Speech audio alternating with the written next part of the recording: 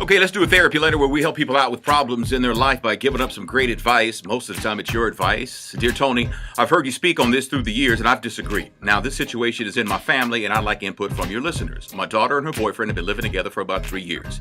They've decided to get married. As the bride's family, we should be paying for the wedding. My husband says no. She's been living with her man for 3 years, so we're not obligated to pay for the wedding. I think it's tradition and should be followed. My husband says no. He's okay with a wedding gift, but he says he's not paying for the wedding. What does Tammy and your listeners think? She knows what I think, so I'll just keep it moving. But I will say this, you can't pick and choose which tradition. Is it traditional for your daughter to live in sin? I mean, really? I mean, I'll admit, and full disclosure, I did that. My wife and I lived together way before we got married. It was the biggest mistake I ever made. Biggest mistake I ever made, especially now that I have daughters. What message did I send? That's me.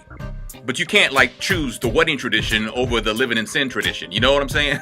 You can't do both. I mean, you can't have it both ways.